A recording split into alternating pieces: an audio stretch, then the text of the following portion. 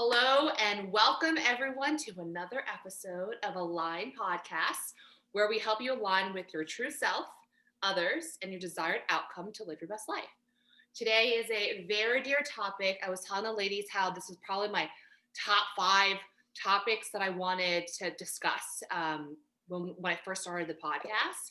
And there were no other women I want to talk about this than with this girl gang in here. So I want to first cheers to everyone here for Girls Night. Cheers! Yay, girls' night. As the topic is real girlfriends. And why this is important is having, been in different girlfriends and different girl groups, I've seen a lot of pitfalls that women go through that causes a lot of friendships to break up and not be authentic.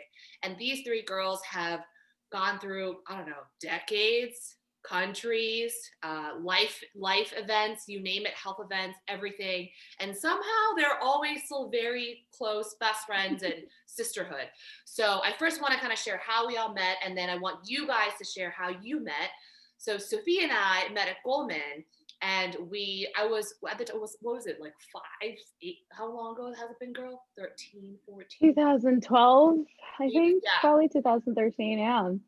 8 years, and Wow. we were friends. But I think when I left and you were still there, you moved over to London, I joined AQR and worked abroad at AQR. And if it wasn't for you and opening up your world to me in London, I would have been a sad, depressed, like, foreigner. Because I think London is very hard to like break into the social groups unless you have like the seed. And that's where I met Gabby, and we had our Galentine's Day, and then eventually I met Angela in New York. So I think I will never forget coming home and thinking, wow, like Sophia literally saved my life. And so seriously, socially, right? And I met Nick and Farah and the group girl. So I was like, what? I said, whose life hasn't she saved? No, seriously, it completely changed my life. And I was like, wow, she always has these boss girls around her. So I want to turn the tables over and let you guys talk about how you all met, how you became friends. Well, these two met first, so you guys want to go? Oh yeah, so Angela and I, we were randomly paired as freshman roommates in college at Fordham, and it was really, I guess, the luck of the draw. We had different personalities. We didn't have many similarities, for the exception of like maybe the geeky parts. I think our friendship was like based off of like what we were watching, like Nickelodeon movies, and Harry Potter movies, and Gene Kelly stuff, and our love for the British boy band McFly. Oh my god! McFly brought it together, yeah. So yeah, it's funny how we were paired that way, and then we've just remained friends ever since. And I think it was the year later, it's our sophomore year, that we met Sophia. And I don't know, we all just kind of clicked, and it's sort of been like that ever since. Yeah. I remember. Yeah, what was interesting in college, we had like separate groups of friends, but also the same group of friends. So it was our friend JC who actually introduced us. And I think what also helped is we all lived in the same dorm all the way until senior year. But yeah, we all had our own thing going on, like own internships, other friends outside of work, but we all kind of stayed connected. And then I don't know if this is like a part of it, but we're all from New York City. So I don't know if it would have been any different if somebody else was from like out of state, because in the summers we did spend some time together. But yeah, that was kind of like the makeup in college. And I think two things. First is it always seems very easy with you guys. And I remember asking you guys, like, oh, like, how you guys must have gone through fights. And you're like, never fought. So, I mean, Angela, you're shaking your head laughing. Tell me about that. I mean, what? You've never fought?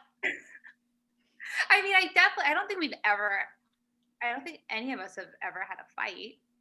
I don't know if there's definitely moments of annoyance. Yeah, right.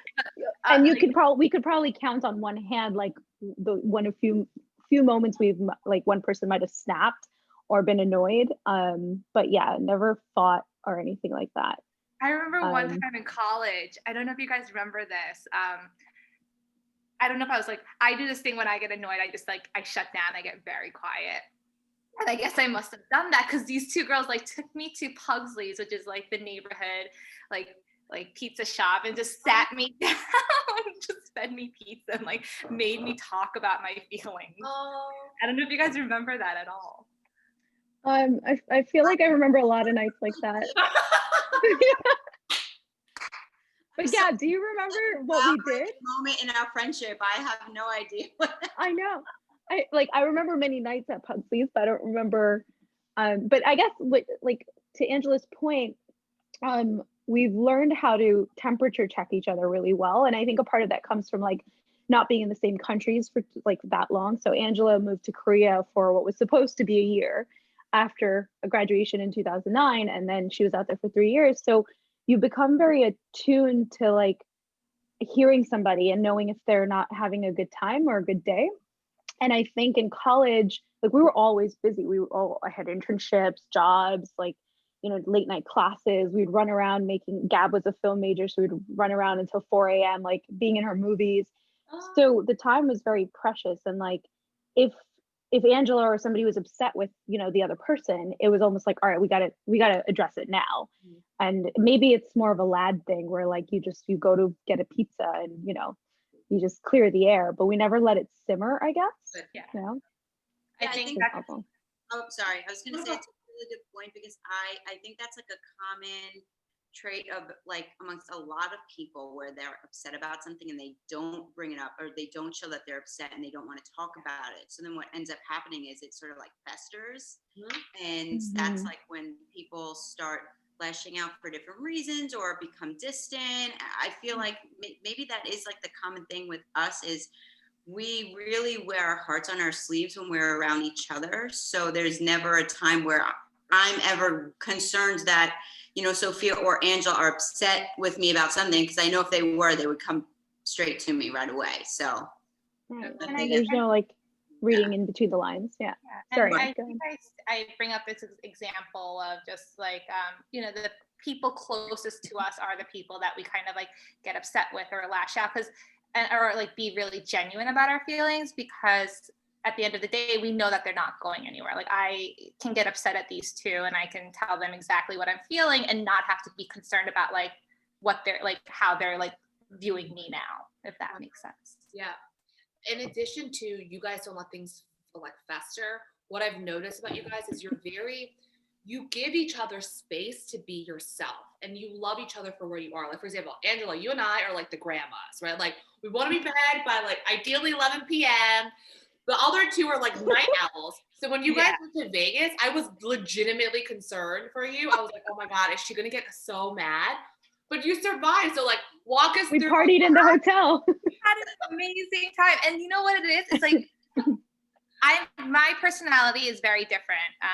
I'm more of an introvert. Like I'm not like going out and partying kind of type.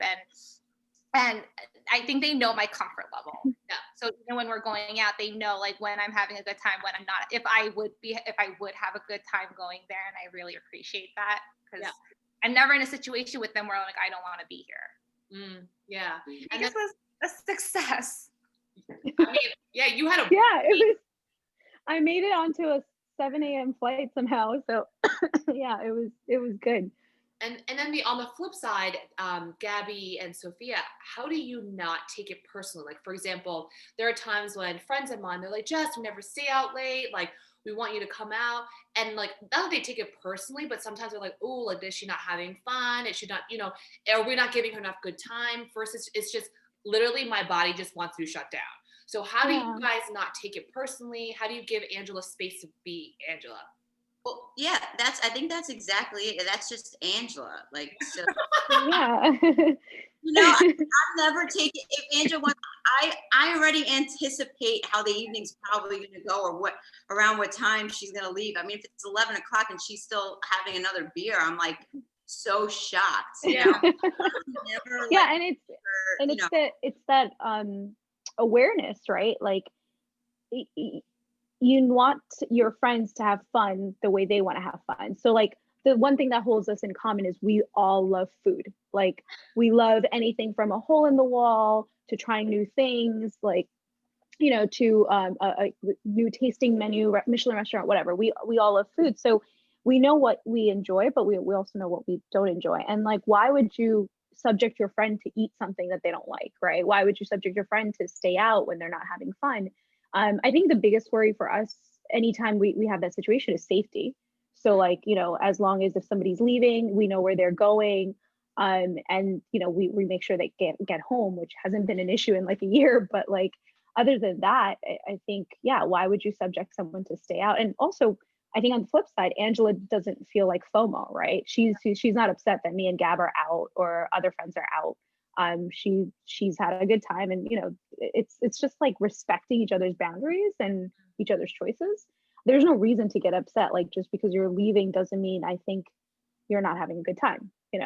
How many times, Jess, have we hung out and you've called an Uber before even mentioning you're leaving? That's your MO, right? It's okay. But as long as you're safe and I know you're happy and you've had fun, like, I think that's what's important. You can't fit other people into your mold. Yeah, I love that. Yeah, I know whenever we go out, like if we were to go anywhere that was kind of lounge related, wherever it is, there has to be seating. Like I'm always like, all right, as long as like Angela has a place to sit. Yeah. It's like, boy, you gotta move. This whole chair is for Angela. You gotta go. Come on. I love it. We kind of touched on this. Angela, you went to Korea. Sophia, you lived in London. How have you guys made it work? And talk about, there's so many sweet surprises that you guys done for each other. So like, tell everybody how you maintain this romance alive. Well, friends are the best romance of your life, right? I forgot who said that, but it's Don't like tell Eduardo. Oh, he knows. Okay. He knows. Your number dos. Very close, but number dos. Hi, babe, love you. Yeah, tell us. How did we? Well, I guess start. How did we do it in Korea? Because we didn't see you as often as like when I was in London. I think it's constant communication. Like I did not care if it was 3 a.m. 3 a.m. U.S. time. I'm texting them everything I'm doing, and Korea was like was big for me. I really learned a lot about myself when I was there, and I feel like I came out of my shell a lot. And it was really nice, like just updating them about all the adventures that I was going on and diving, scuba diving. Yeah, learned to scuba dive. So it was Taekwondo. Got my black belt. So it was always just fun, like telling them about all these things that I was doing, all these new experiences. And the best part was like they took a 14-hour flight to come visit me, had a 10-hour layover in China. They couldn't leave the airport and they stayed there for a week. And you've like the time zone, the time change is so hard that they just came for, how was it, like 10 days? And they went I think weekend to weekend on a post college salary. We roughed it. They're probably like the best times I've had, like the best trips I've had with them. Yeah. Napped on the like under the tables, like by the chairs of like somebody in like the airport in China. That's what we did. Yeah. Yeah. Even most recently, right, when Sophia, you surprised Gabby, so you want to talk about that? Oh, which surprise! Tradition on her birthday now. Oh yes, yeah. I mean, so that's a really good point. I think we know so much about each other already, and like we know each other's past, our presence, what we want in the future for ourselves. So it's like I feel like it's like any romantic relationship where you have to make an effort and do little things. Like I know Angela hates surprises. We know Angela hates surprises. So with the exception of her engagement, which was really hard to keep a secret, we like that's just not her thing. But Gabby loves surprises, like if you ever want to lose Gabby as a friend, just tell her the ending of a movie that she's been waiting to see. She will lose your contact. So, it's just, we know what it's like doing these little things that's, I guess, just, I don't know, makes like when they do things for me, like, my birthday this year, which was like the day that I spent it with all three of you girls, but the day that everything went to shit this year. But before I left, like we all went out to a really nice dinner, and like these are just small things that you can still do for somebody you've known for so long. And it really doesn't take much effort. Like instead of having like grandiose gestures and stuff. So yeah, the surprise was, I mean, it wasn't anything big. Gab knew we were moving, we were coming, but we just wanted to, I'd surprised her 1 year before, which was like really fun because I was still living away. But this time she knew we were coming, and it was just like lying to her about coming a week before or after. But it's just like little things like that we know she loves, So it's just fun to do. And I think it's like the little things that keep it going. Gabby, you were going to say something. Oh, yeah, no, I was going to say they surprise me all the time. I don't know how they keep surprising me. Like, I'm smart enough to pick up. I mean, even it was like, Gab, doesn't she surprise you every year for your birthday? I'm like, I know, I'm so surprised every year. Every year, it's my birthday. What would you say is, well, I'm sure there's a lot of, but what's the first thing that comes to mind that's the sweetest thing one of you did for each other? So, Angela, you want to start? It could be either or both of them. Oh my God.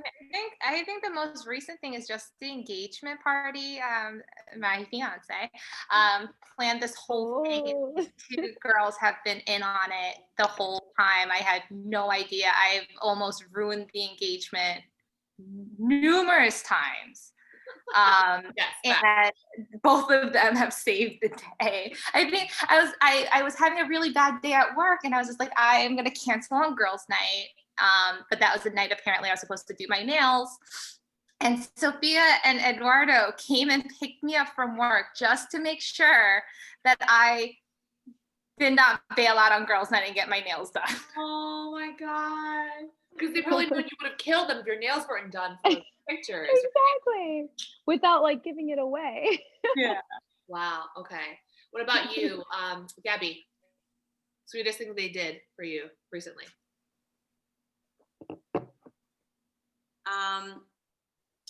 Honestly, what's like biggest for me, it's not even like gestures. It's more in our like conversations. If I'm ever going through a rough patch or like just having a hard time with something, and I'm the type of person that I don't like to vocalize too much about it because I don't like to like change the tone or play the world's smallest violin for myself. I'm just not like that. Yeah.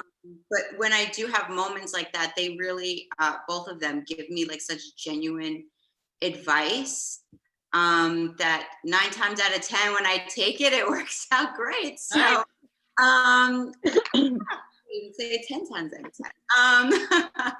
But like for me, I think that's probably the most important thing for me, Yeah. Sophia. I mean, there's so many, but I think the most recent thing has been just this past year, like, being, first of all, being very patient with me and like my plans to like come back or move, because early in the year, I really wasn't sure where I was going to move to. And even though I told my friends that like we're looking to come back to New York, we really didn't know. But I think the biggest thing for me has been, I left a different person than I came back, and I came back with a husband, so to speak, and who is also here for the first time. So I think, and this is actually not coming from me, it's coming from him, where the way they've accepted him and made him a part of the family, also grilled him and like warned him, but that welcoming aspect is very important, because I mean, if truth be told, like this is somebody that they didn't really know that well, only through me, right? So now he's come and infiltrated our little group.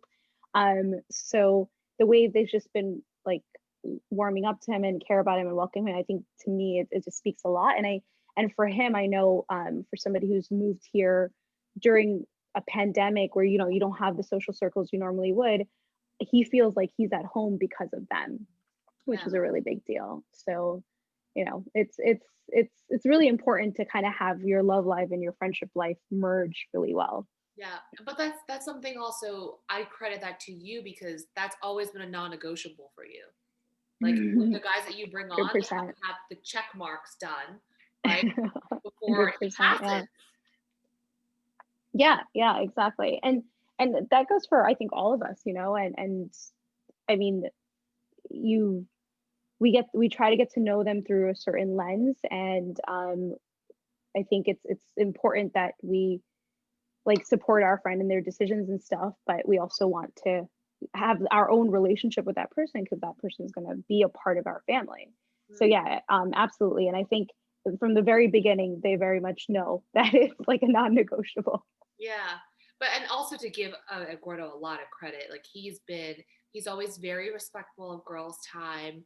He's always a joy to be around. He's hysterical. You know what I mean? Like it's not like he's like, Oh, he's gonna love listening to this. He's gonna, but it's true. he's gonna fast forward to this moment and be like, what are they talking about?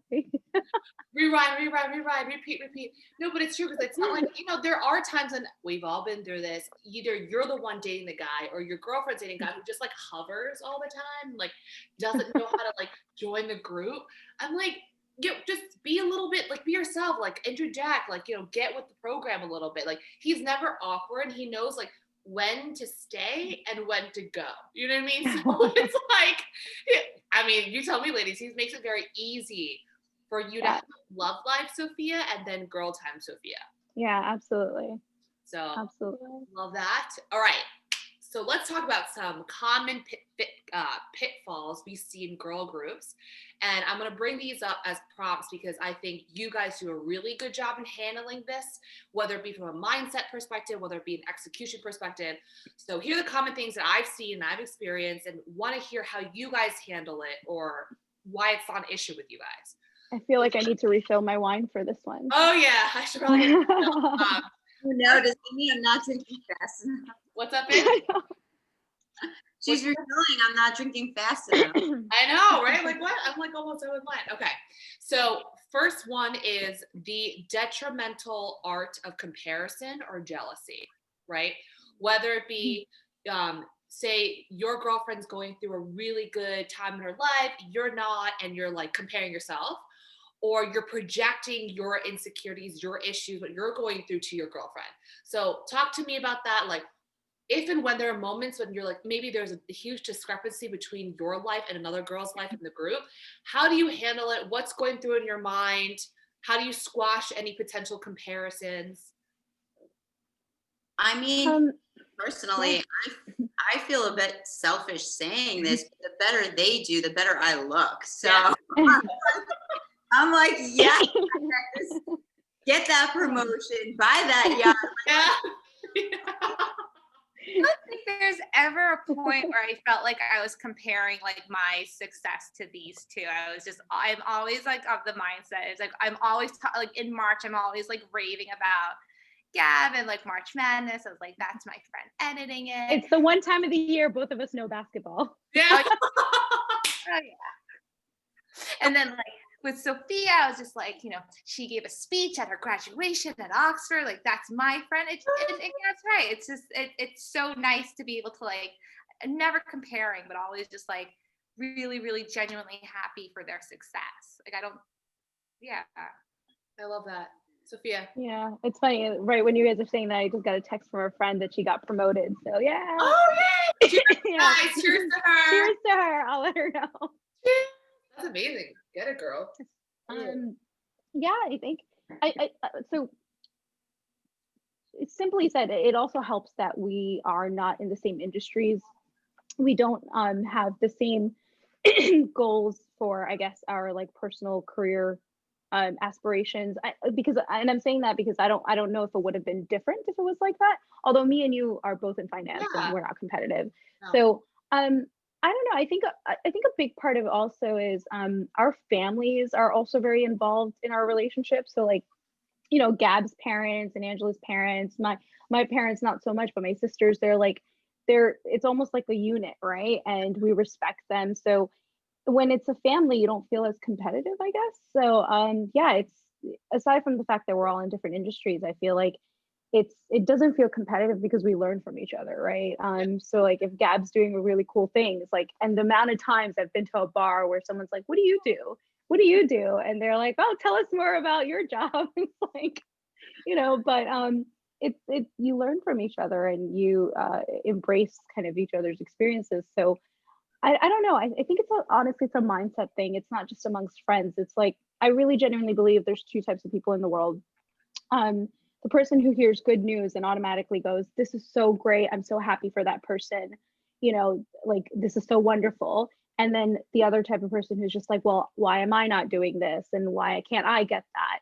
And unfortunately, that's just the way the world works. But I just don't think our mindset is like that. And if you do have friends that are like that, or if you feel like you are like that yourselves, I think, it's just a matter of trying to um not be as like selfish and be more aware and empathize more. I think that's what helps. Like if Gabby is working on a really cool project, it's about her and her project, and it's not about like, why can't I do something cool like that? So maybe that mindset is what helps us to not be as competitive.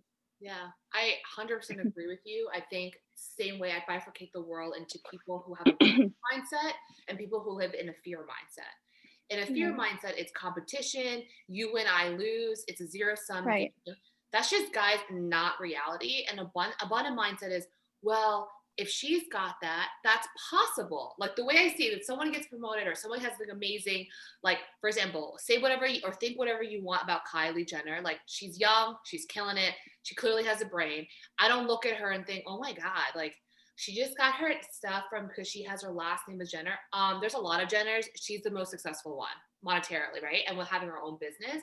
So I just look at that and I think, wow, she's so young and it's possible, which means why can't it be possible for me? Right. So I think the abundant mindset is just because someone's winning does not automatically mean that you're losing. And I think Right. that's why Sophia and I, because we have the same mindset, we never compare or even compete, because it's just more of like, oh, you have a cool idea, well, I have a cool idea, and we just kind of share it with each other. We benefit. And it's also in a mindset where like when you have good girlfriends, when your girlfriends win or get things or even like get the perks, they share it, right? Like that's how women are. Like women want to share, we want to give. So to Gabby's point, it's like it totally helps if all you guys are winning. If you have a connection here, we'll get perks here. This person here, you get connections here. So it's a matter of just I think of it as everyone has a unique gift. Stop worrying about everyone else's lane. Worry about your lane and what you can provide, right? And the areas that you suck in, go find someone who's good at it and you can actually benefit from it, like a puzzle piece. Yeah, and it doesn't even have to be that transactional. Like it could just be that, just be genuinely happy for that person, because if you're not, it actually might have nothing to do with that person. It's something that you're lacking. So, and I don't think any of us are perfect. I mean, there's definitely been instances, maybe not within my close group friends, but say another person or an acquaintance has achieved something that I was hoping to achieve, or maybe I thought it was cool and I could never achieve. If my jerk reaction is jealousy or something negative, it's probably nothing to do with that person. It's the fact that I feel like I couldn't achieve it, or it's something I can't attain. So I think it goes the same as friendship. Like if Angela's achieved something and my reaction is like, oh, why don't I have that? That's my problem. Like it has nothing to do with the friend. So I think it's like, just try to be present for that friend as opposed to just trying to compare and put yourself into it. And I also think another big part of that, like we just love each other. Yeah. So like, once you have those feelings and like you love someone, things like that don't cross your mind. Yeah.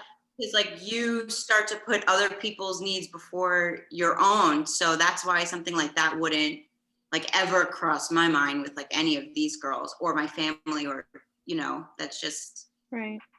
It's different. And I will say, Jess, you asked this before when we were talking about this, like signs of toxic friendships. Yes. And maybe those are things that we can call out as we're having this discussion.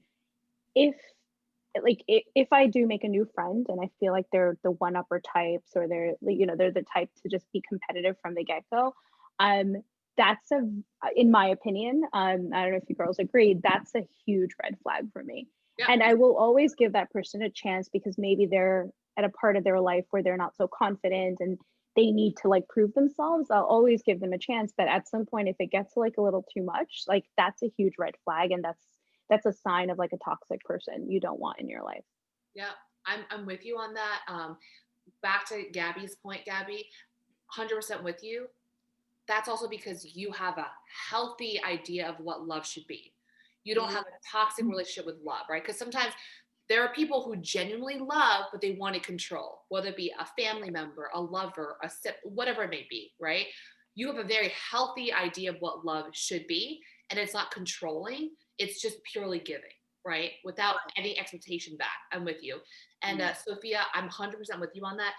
There is an element of like, you got to give people space and room to grow. But at some point you have to ask yourself, is this person in my life, this one-upping, actually taking away from my energy? And the energy I could be pouring to someone else, it's a much more productive relationship, right? So I'm with you. There, like I'm the same way, where there's a limit to how much breathing room, or I call it trial run, that I have with new relationships before I'm just like, you got a lot of things you got to learn and fix on your own before we become close. Yeah. So, Right. Absolutely. So that's jealousy, the art of comparison, kind of similar, but a huge topic. Well, good thing is you guys never have to deal with this problem, because Sophia has a very specific reason why. Fighting over men. Okay. So I say this because this has happened so many times with different girl groups where I am, kid you not, and they claim they're like best friends and all this stuff. We walk in a bar, okay? One girl picks, let's call him Chad, okay? Of course, Brad and Chad. Sees Chad. Chad. And keep in mind, they're literally in a bar pre-COVID, 20 Chads in a room, and they all kind of the same caliber of attractiveness and sex, all this stuff, right? But this girl picks this Brad, okay? And all of a sudden, all the girls are like, oh my God, I want that Brad too. And next thing you know, the entire group wants Brad. And there's all these other Chads hanging around. So I see it happen all the time. It's never happened to you guys. Sophia has a theory. Do you want to start why? Flip a coin. No, I'm just kidding. I mean, my face is like this because I genuinely have never experienced that. Not just with Gab and Angela, but like any of my friends, I've never, luckily, have experienced that. I think, I mean, I can tell you the practical mental hack. As soon as your mate is interested in a guy, you put them in the same corner. You put your brother, your uncle, and your cousin, and all like familial relationships. Like, it's just do not touch, do not enter, you know, even if they just look at him or they go, or even if you know that's their type, right? So yeah, I definitely I've seen situations where that's a contentious part of like a girl group relationship. I don't know how to sell for it. I think it's quite malicious of like, if somebody walks in and they're interested in a guy and like their friend goes for them, I always have a different approach where I say, okay, me and Jess are out. Jess is interested in this guy. I'm actually going to be the funny friend and like, you know, do whatever I can to engage in a conversation, but make it very clear that it's not me that's interested. Even if I have to like pretend to be, you know, somebody else or whatever. But yeah, I don't understand why that is even an issue. Right. Gabby? Everyone needs a friend like Sophia who's like the ultimate wing woman. Love it. We'll make a fool of her. So she will babysit that friend of the guy that you're interested in. He literally like went up to one of the guys like, oh yeah, I'm sorry, you're just not my type. I'm interested in women. I mean, go flat out, like do whatever it takes. If there was an Olympic like medal for this, she would get it, like the gold. I feel like there was like an instant where I remember like kind of like bumping into the guy and then literally just shoving you into them after like turning and going away. Okay, this was pre-COVID, a long time ago. Yeah, you know? a long pre-C decade. Yeah. But, Angela, Gabby, any thoughts on it? Any thoughts on how we fix it? Why it happens? Thoughts? I mean, I think it happens just because I mean our own insecurities and like our own jealousies. I think that kind of fuels that need to kind of, again, going back to one-upping somebody, being like I can get them. But you know, I agree with Sophia. If someone's interested in, if I know that my friend is going to be interested in someone, automatically in a zone where I wouldn't go. Yeah. Yeah. And I think it's weird, right? Gab, maybe you can attest to this, but Hollywood romanticizes this sometimes. Like every time I watch a movie where like a pair is dating and then like all of a sudden at the end of the movie he ends or she ends up with a friend, I'm like, ew, no, like they dated at some point. This is weird. You're gonna see each other at future events. Like, how is this okay? Yeah. It's just, just nip it in the butt. Like, no, like as soon as your friend is interested in someone, even if you see a guy that your friend, like that's your friend's type and she hasn't even seen him yet, no, put him in that box with your brother and your father and like do not, like just do not engage. Yeah. Like I think We're also good. I'm sorry. no, go ahead. No, we're also good at like going into the bar and be like, that is someone Gab would like, or that is, and kind of be like, hey Gab, what about that guy? Yes. exactly. Gabby, sorry, you were gonna say something? No, I was gonna say also like a big part of it is that like we genuinely enjoy helping each other out, like, and Yeah. making those connections, So I think that that's probably the biggest element that's missing with these other girlfriends is just not enough looking out for your fellow girlfriend Yeah. Right. online. I'm with you. Back to the whole why do you compete with girlfriends or you don't compare yourself? It comes down again to that abundant versus that fear or lack mindset, right? If you see a Brad and you think there's only one Brad in the sea of New York City of Brads, okay, you're gonna be like, oh, this is my one golden opportunity to get with the Brad, right? Like, honey, no, there's a ton of Brads and Chads in the city. There's plenty of room for everybody. That's one. Second thing is, to your point, Angela, it's an insecurity, right? Like you need the validation of some random guy at a bar to pick you over your girlfriends to feel validated. Like, honey, you have a lot of things to work on if that's your sense of worth, right? So I think the biggest thing when I see this in girl groups, I'll just sit girls out and like, what is so, and the thing is they put these guys on a pedestal. Like, oh, Jess, you don't understand how hard it is to find a guy who checks my list. And the list is all superficial, not relevant traits where it has nothing to do with a quality partner and everything about being superficial. So I'm like, okay, if you want a partner, you might want to start with a better list than that. But say, for example, that's your list and this is what it is. You really think it's that hard to find Brad in the city of Brads and Chads? Like, are you kidding me? It's just the like insecurity of like the only way I will feel validated if this man picks me of all of my friends. Like, all right, well that you might need a little help with a therapist or a life coach or something else, but it just breaks my heart because I see it over and over again pre-COVID of girls going for the same person, and it's just like the issue isn't the other girls, the issue isn't the guy who likes or doesn't like you, the issue is you. Yeah, that's exactly what I was going to say, especially if you're the type of person that has a list. Yes. And all of them are superficial bullet Mhm. points, then that has a lot to say about who they are as a person, because that's how they gauge what's important in life. Yeah. If they're putting like superficial things, like they're gauging that to weigh more than other things like who they are as a person. Are they good-hearted? Are they kind? Are they close with their family? Like all these other things that you wouldn't discover about the person upon just like walking to a bar and seeing them. Exactly. Right. So it's all about what's important. You have to figure out, like, is it really important? There are a million guys who walk into a bar. If I saw a guy, any one of them was interested in that guy, who cares? Yeah.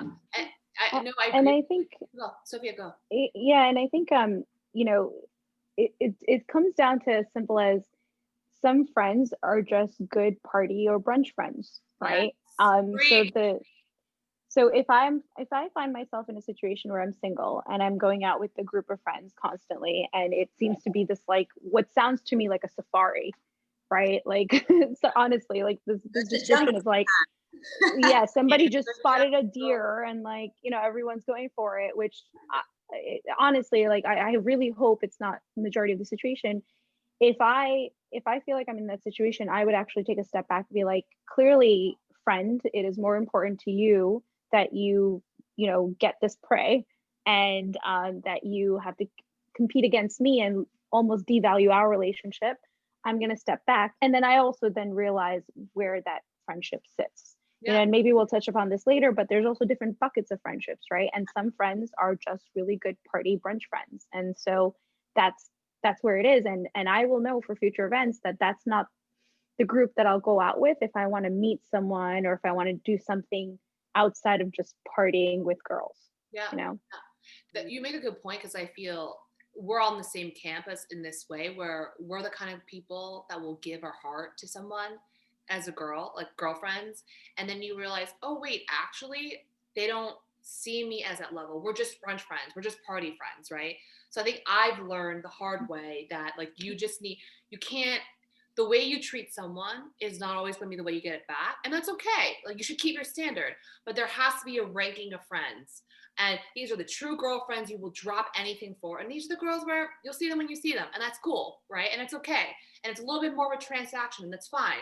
But like sometimes it is best to give your heart to people who are gonna be able to treat it with care and reciprocate it back, than give your heart to everyone. And you're pretty much giving it to people who, I don't want to say not deserve it, but it's a little bit waste of your time, the level of care that you're giving to them. So I'm with you on that. And the other thing, I can't believe I really have to say this, but I've also seen a lot of times when girlfriends flirt with people's significant others or people they're dating. I don't know if you guys experienced that, but it bewildered. I'm just like, what is going on? I flirt with Angela all the time, and I'm sure it pisses off Andrew, but that just what? He's a little jealous. Yeah, I'm pretty sure I was invited to the honeymoon before he was, but it's okay. Oh wait, he's coming?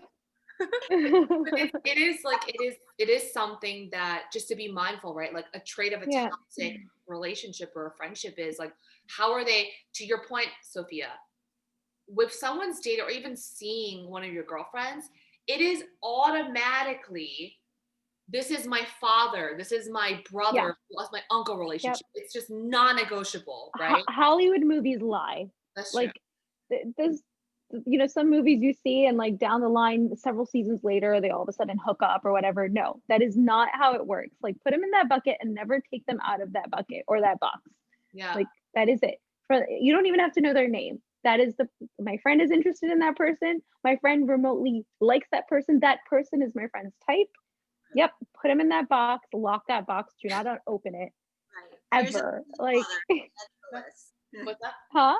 Another brother, just another brother to add. Yeah, exactly.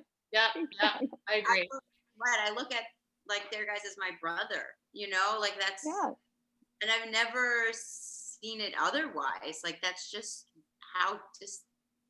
that's just what it is. Yeah. I don't know. It's really hard to explain. And it's not even something you have to try. Exactly. It shouldn't be. It shouldn't be, right? Try not to look at, you know, Eduardo this way or Andrew this way. It's just like, oh, hi, brother. I just, it's like I can't ever imagine trying to flirt with either one of your partners. It just gives me the creepy crawling. Exactly, the way you would imagine flirting with somebody's brother. Yeah. Ugh, right. No. That's a good point. That's flirting with your own brother. Oh God. Right? You're not going there. That's it. Yeah. It's a mindset change, and if you feel like you're the type of person who cannot, like, if you feel like you're often in a position where you want to flirt with your friend's interest, then call him brother if you have to.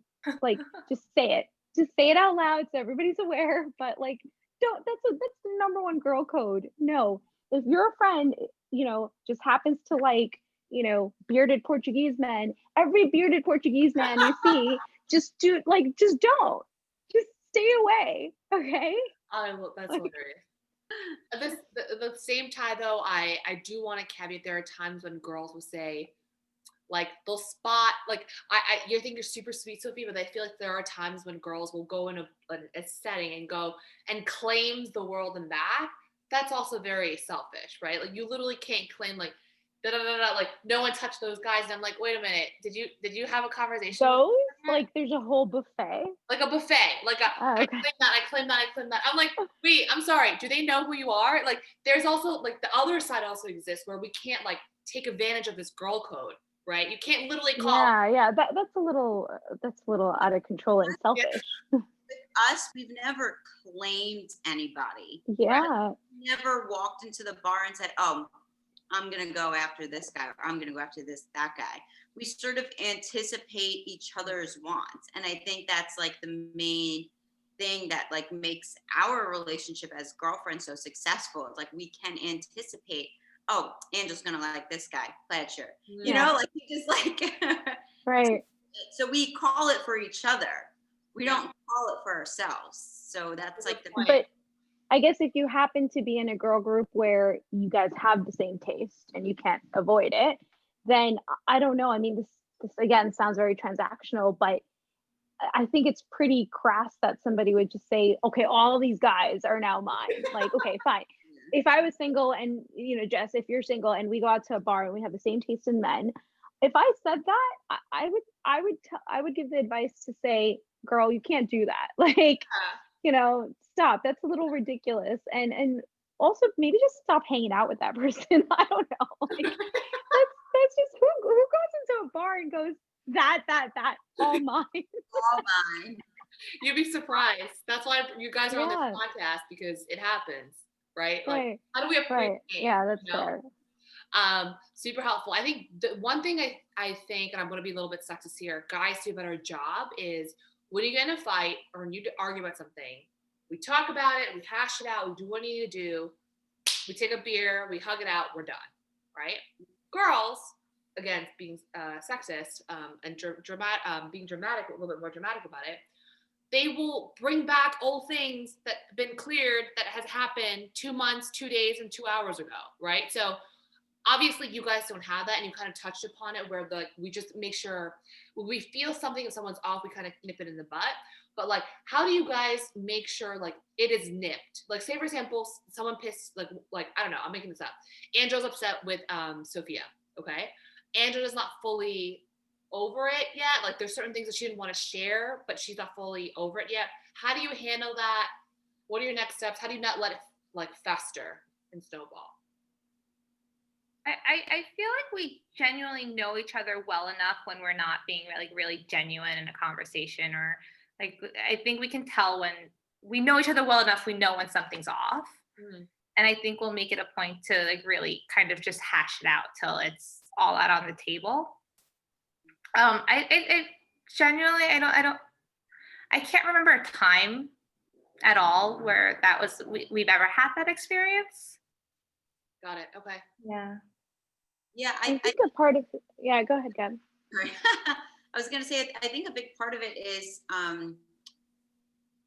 when people get upset at other people, it's usually not a one instance sort of occasion.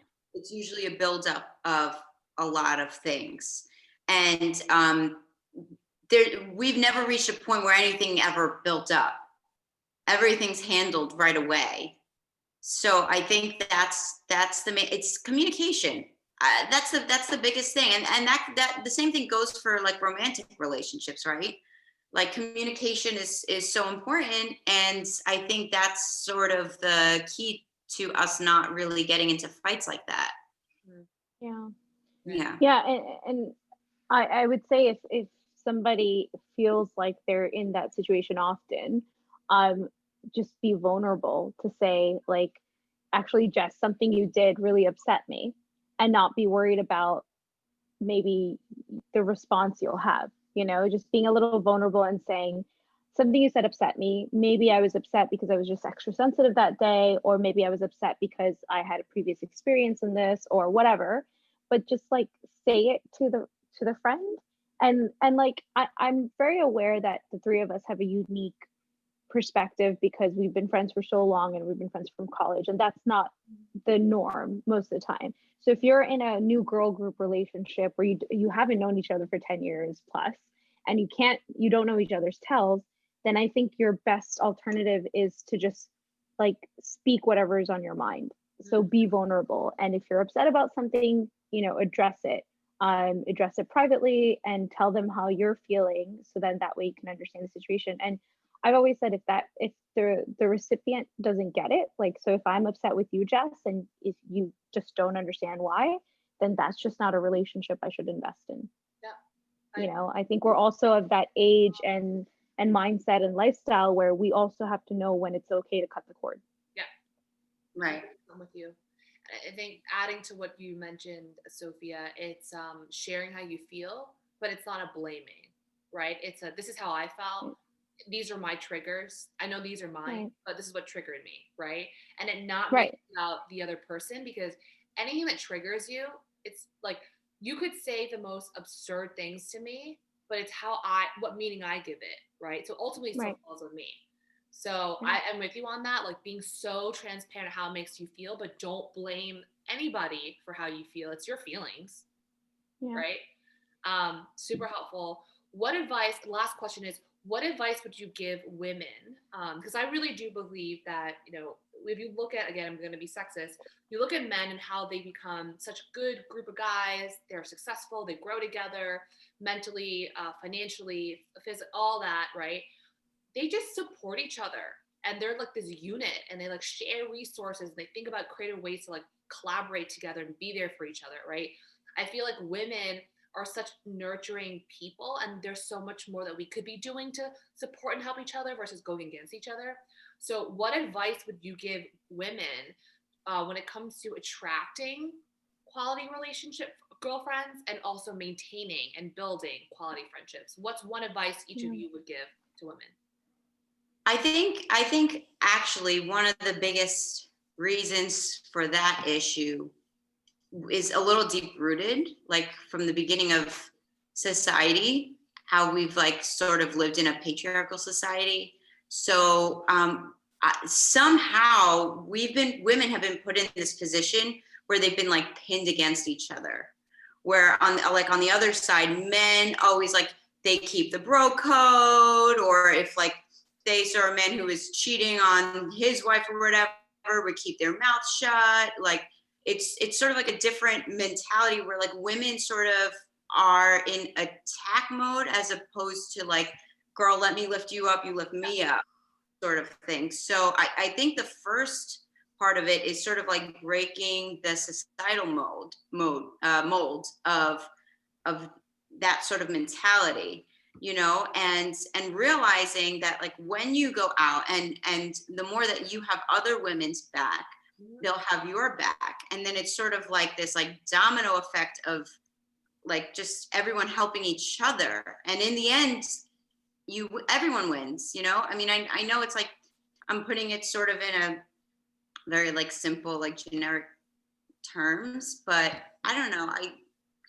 people need to stop, like women need to stop attacking other women and basically just like be there to help them out instead and hear what they have to say.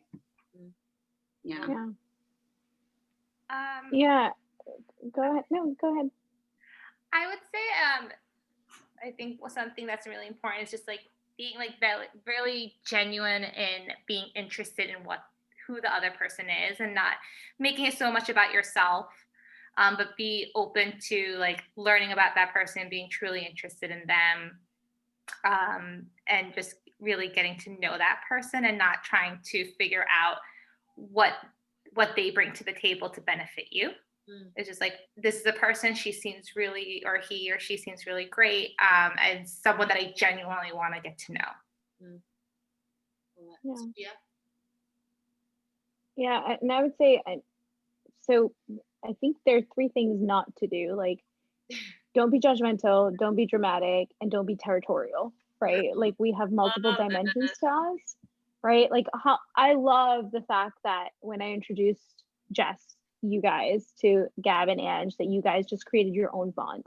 Like, that's what I mean by don't be territorial. And this is how the spider web is going to grow, right?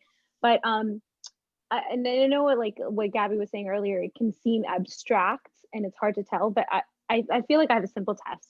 If you're hanging out with that group and Instagram is not a part of the night and like nothing else is, and you just have to talk to each other, are you having a good time? Are you learning about each other? Are you genuinely enjoying each other's company? And if you are, then that is a foundation for a good relationship and a good connection. If you're not, then it's probably quite superficial. And then you have to decide, do you want to invest time in that relationship or do you not? it could be that the other person is not looking for the same thing. You know, they have a different definition of friendship. But I think in today's society, that is a really good litmus test to understand if there's a genuine connection there or not. Yep, I agree. I think the advice I would give women is I know again it sounds like so cliche, but show up as you are, the way you genuinely want to treat people from a heart of gold, right? And you are what you attract. So if you're a really deep person and someone's really shallow, they're not going to last really long. And just pick up those signs that, like, hey, maybe they see more of a transactional relationship and I'm more deep, then let that float away. You don't have to, like, again, what you said, Sophia, you don't need to be dramatic, you don't have to talk, just fade out, slowly ghost out, just remove yourself, right? That's one thing I would say. Just be your genuine self, and like whatever sticks and attracts, that's what you're going to invest in. What kind of never feels right, and especially I think a woman's intuition or gut is so accurate. Like our guts have never been wrong. We pick up things that like our brain can't, our five senses can't, and we like to rationalize it, right? Because we live in, as Gabby says, a patriarch society where, oh, everything's based on logic, not feelings, not gut. A lot of things we feel, we don't have a reason to feel it, we just pick it up, right? So say trust your gut, build the relationships that feel genuine to you. And if it doesn't and something just feels off, just let it go, just let it ride out, right? And for anyone who is more transactional, and you're allowed to be, like if you're more transactional and you want tit for tat, and like what Angela said, unlike what Angela said, if you want to be more, what can I get from this relationship? You better be delivering something transactional. Very simple. If you're a woman and you're dating for power or money, he's going to be dating for some sort of transactional value, which may be your status, your looks, your youth. So if you're going to go for that, just know that if you're going for a transactional person, they're going to look for the transactional side of you. So don't be shocked if they don't treat you like the human, genuine person that you wanted to be treated, because you were not looking for that in the first place. So I will say I'm a bit of an idealist where I think that everyone does want genuine human connection on some level, especially women, right? Especially women in New York City. Like I go back to the fact that maybe one of the reasons our bond is so strong is because we grew up in the city and we had our like foundation here. So we weren't newbies to the city. We had our core, we had our community, which was definitely a benefit. It was a privilege. Whereas if you're somebody who, and Jess, you know this because you're from New York, what if you're somebody who grew up in the Midwest and you moved here and you didn't know anyone? I think it's hard for me to speak to their experience, but I think what would be really interesting, and I love that you're getting like having these conversations. It would be really interesting to get the flip side of like women who just don't have female relationships, to understand why and what is it that kind of repels them, or what is it that they have challenges with, and it's usually past experiences. So yeah, I'm a bit of an idealist. I do think that like I've never met a female friend that I felt like I couldn't be close to or couldn't be a good friend with. And a part of that is because I feel like I just, you have to put in the time and the effort to get to know them personally. But if there is a situation like that, sometimes you do have to walk away. But I do feel like everybody is worth that chance. Everybody has a deeper layer than what we see. I agree. Also how you present yourself to them. Yep. Because if in the way that you present yourself to them is a little bit vulnerable and open, they're going to be more receptive, right? But like how if you sort of like come up to them with a wall up and like very superficial, they're going to put their wall up and you're not going to be able to move past that. So I think that's another part of it. I mean, like, how much do you want to, like, what's important to you? Do you want to make connections with people? Is that important to you? Then that's what you should do. But if you're just looking to have a good time, then who cares? It's sort of like, as long as you have this idea where you're okay with putting people in certain boxes in your life, because not everyone's going to measure to that, like in that best friend box, who's going to be loyal and be there for you. You have certain people for that. You have certain people in other categories. So you have to figure out how to maneuver. And Sophia, to answer your question, whether it be people I've coached or just literally random girls that I meet out in the night and somehow like they open up their heart to me, you're right. It's just they didn't know any better. That's just literally how they've been raised. And whether it be a cultural thing where they grew up, like this is all they know. right? And it's funny. I recently became close to the girlfriend who gave me this feedback recently, saying like, this is what I thought of you guys. Me and one of my girlfriends, you guys, you've met Fidan, yeah, you've all met Fidan, right? So one of her girlfriends said like, when she first met Fidan and I, we're like, oh my God, you're so gorgeous, you're so sweet, and the girl thought like, what do these girls want from me? Why are they so nice? Like, why is she complimenting me? And it's just because she wasn't used to that. You know, she wasn't used to that level of like women just coming up and like uplifting you. But I'm with you, Sophia. Like everyone deep down inside wants a connection. It's just to Gabby's point, who's willing to be vulnerable first? Hmm. Right? And if you really, as Gabby said, if you really want that connection, it needs to start with you. Right. Right. So super helpful. I want to first say thank you guys so much. As you can tell, this is a very dear topic to me because I want nothing but for women to continually supporting each other, loving each other. There's so much more we can do and accomplish as a team. And before I wrap up, I always ask people, what's your unique gift? But I want to make it a little bit different for you, this girl gang. What would you say is your unique gift that you bring to this group? So Angela, you want to start? Oh, God, thankfully it wasn't me. I have no idea. We can guess for each other. Why don't we guess for each other? Yeah, say for each other. So like, Yeah. we'll start with Angela. What is Angela's unique gift to the group? Angela's unique gift. She's very like, I feel like well, both of them, but Angela's very, and now she has a master's to prove it. She is just very empathetic. Like, just, you know, even if I came and said I killed a puppy, which I never would, but like I feel like she would sit, like she's just very easy to talk to, and yeah, you just know you could always go to her, and she's a very, very good active listener. Yeah. Also loyal, and that also goes for Sophia too. But like Angela, like I know I could depend on her. Well, that's the both of them. I don't know. This is I know, it's hard. I love it. What about Gabby?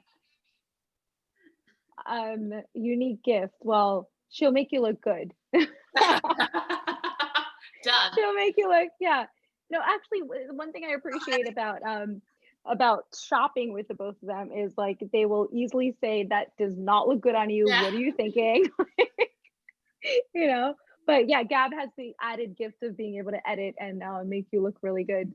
So yeah, and actually, Gab, I would say, and you probably agree with this. Gab has a really good gut instinct. Like it's like her sixth sense or seventh sense, whatever. Sixth sense, right? Yeah, sixth sense, where she just like she can gut feeling. If Gab's like, I'm not sure about that person, I would avoid that person. Got it. Yeah, I'm better with my gut feeling for them than I am for my own self. Aren't we all, right? But so speaking of girlfriends, my best friend's my sister, and she's always said to me, and trust me, she doesn't very compliment that much. She's always like, Jess, those girls, so you three, they're like, those are real girls. Oh, I've never even met her. Oh yeah, because she does stories, she sees you guys like, you know, through Instagram. Like I tell her stories of things, and like she's like, she's met Angela. Angela, she's met you, right? She's definitely met Gabby. Yeah. I think I met her at your birthday. Yes. Yeah. So she's just like, oh my God, Gabby and those girls, like those are real girlfriends. I'm like, oh, I know. So you got Adora's stamp of approval, and that means a lot. Adora, I adore Adora. Yeah, girl. Yeah, you'll love her. But thank you guys so much, honestly, and I can't wait to see you guys in person for Gals Night. Yes, thanks, Jess. Bye, love. Bye, girls. Have a good night. Now I'm drunk. Great.